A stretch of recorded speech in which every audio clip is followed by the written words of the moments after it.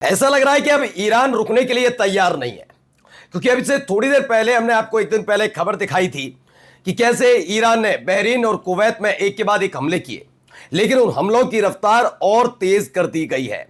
आज वही दिखाऊंगा, कुवैत और बहरीन के अलग अलग हिस्सों पर हमले हुए, लेकिन दर्द पेंटागन में हुआ। आह करा चीख पुकार वहां मच रही है। वजह क्या है कि 40 दिन के संघर्ष के बाद 8 अप्रैल से जिस तरह से अपनी ताकत मिडिल ईस्ट के अंदर अमेरिका को बढ़ानी थी, अपने दोबारा ध्वस्त और स्वाहा हो चुके ठिकानों को ठीक करना था, उसके इतर उसने दक्षिणी ईरान पर अटैक करके ईरान को फिर भड़का दिया। दरअसल कुवैत में भी हमले हो रहे हैं दोबारा, बहरीन में भी दोबारा हमले हुए, लेकिन ये हमले कहीं और नहीं, अमेरिकन ठिकानों पर हुए। उसकी एक एक नई तस्वीरें आपको दिखाऊंगा, कहां कहां अटैक किए गए। लगातार कुवैत में दहशत का माहौल है, क्योंकि वहां पर सायरन बज रहे हैं। स्ट्रेट ऑफ हॉर्मूज में भी जो इसका डिस्ट्रॉयर है उसको घेर लिया गया। उसकी ताजा वीडियो निकलकर सामने आई, कैसे न केवल डिस्ट्रॉयर घेर लिया गया बल्कि खदेड़ा भी गया।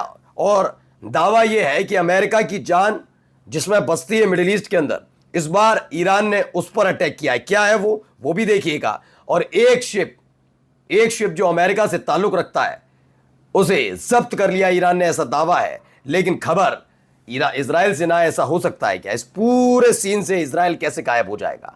हिजबुल्ला ने बहुत तगड़ी मार मारी है। कहां पर क्या हुआ वो दिखाता हूं। नमस्कार, मैं हूं प्रज्वल गौतम और आप देख रहे हैं खबर चौक। पहले इस वीडियो को देखिए, ये 2 वीडियोज हैं, इसमें लगातार हमले हो रहे हैं। द पैलेस्टाइन ऑब्जर्वर का ये लोगो लगा है बीच में, उसी की वीडियो है, उन्होंने ये जारी की है वीडियो।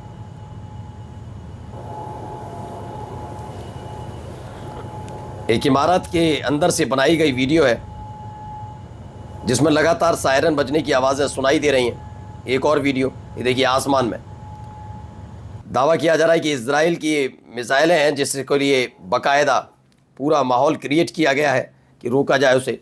ईरान ने कुवैत और बहरीन में अमेरिकी ठिकानों पर हैदरी मिसाइलों से हमला कर दिया। अपनी सबसे खूंखार मिसाइल हैदरी मिसाइल है। एक और आपको उससे पहले खुर्रम शहर मिसाइल पता होगा, शाहिद ड्रोन जिसे कामिकाजे ड्रोन यानी सुसाइड ड्रोन कहा जाता है, उससे अटैक हुए हैं। और इन सब के इतर अब हैदरी मिसाइल का भी इस्तेमाल किया गया, अर्श 2 मिसाइल का भी इस्तेमाल किया था, वो भी था। अब जरा ये देखिए एक और वीडियो, ये देखिए आसमान में, ये कुछ चांद नहीं है बल्कि ईरान की तरफ से दागी गई मिसाइल है। और वहाँ हालात लगातार सायरन, ये वो रेड सायरन बज रहे हैं, ये हो रहा है वो हो रहा है, तमाम चीज़ें। ये देखिए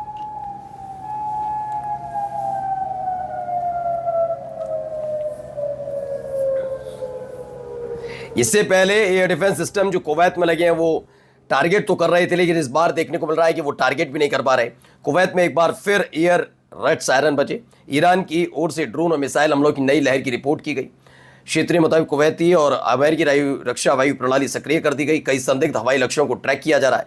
नागरिकों को सुरक्षित स्थानों पर रहने की सलाह दी गई है। यानी जैसे हालात फिलहाल इजराइल के नजर आते थे 40 दिनों के संघर्ष में, वो अब कुवैत में नजर आ रहे हैं। यानी कि एक तरीके से देखा जाए तो ये युद्ध का सेंटर खिसक कर कुवैत पहुंच गया है। कुवैत मैंने आपको पहले भी बताया इसलिए क्योंकि कुवैत में जो अमेरिकन बेस है, उस अमेरिकन बेस से ही अमेरिका ने ईरान के दक्षिणी इलाकों पर हमले किए थे, जिसमें बंदर अब्बास था, केशम द्वीप था, सिरिक था, बहुत सारे इलाकों में जो हमला किया गया था। और उसके एवज में कुवैत पर ही लगातार टारगेट किया जा रहा है। शुरुआत में लगा ये सिर्फ अमेरिकन बेस तक सीमित रहेगा, लेकिन उसके बाद इसके दायरे को बढ़ाया, इंटरनेशनल एयरपोर्ट उड़ा दिया, ऑयल फैसिलिटी उड़ा दी। तो ये तमाम चीज़ें फिलहाल निकल कर सामने आ रही हैं। अब आइए और भी मिसाइलों की वीडियोस।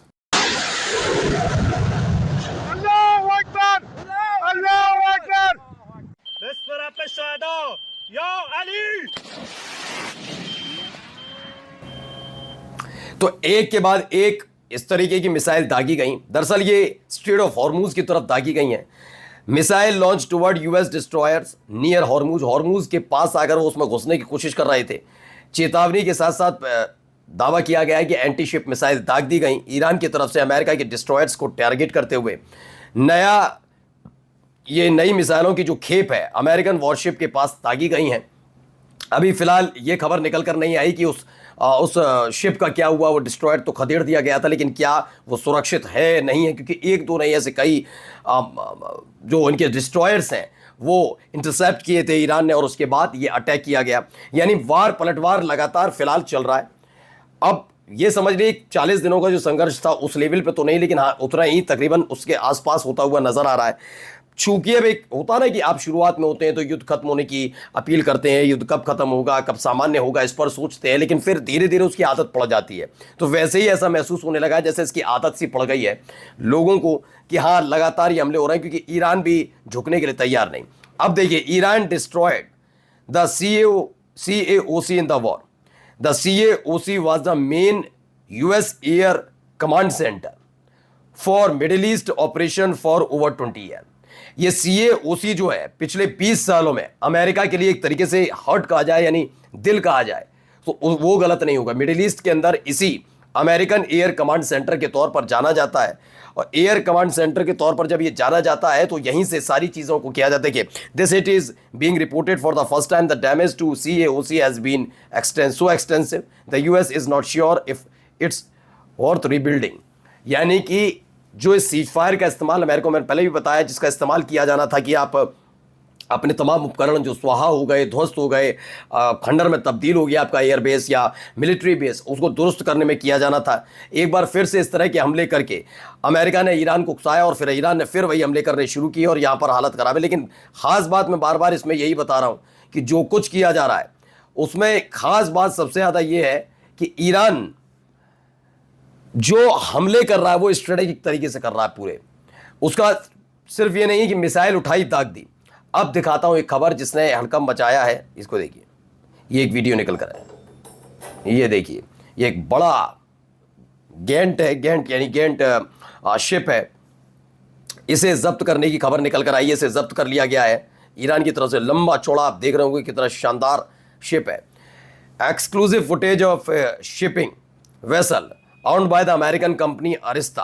अरिस्ता नाम की ये कंपनी जो लिखा हुआ भी है जहाज पर वो अमेरिकन कंपनी है, जिस पर detained in the strait of Hormuz by Iranian Revolutionary Guard IRGC की तरफ से इस पर कब्जा कर लिया गया due to its violation of the passage law and regulations in the straight.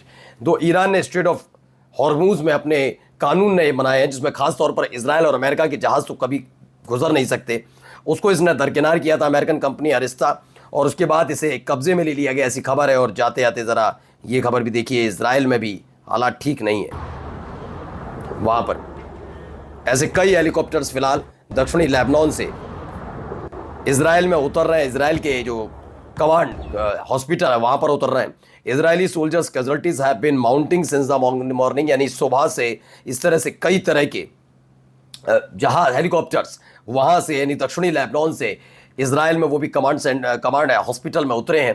दावा किया जा रहा है कई इजरायली सैनिक इसमें घायल हुए हैं। कहाँ ये हमला हुआ भी ये क्लियर नहीं है। फिलहाल हिजबुल्लाह की तरफ से गेवाती ब्रिगेड फोर्सेज ने ये बड़ा हमला किया है जिसमें कई कमांडर्स और सैनिक घायल हुए हैं। नमस्कार।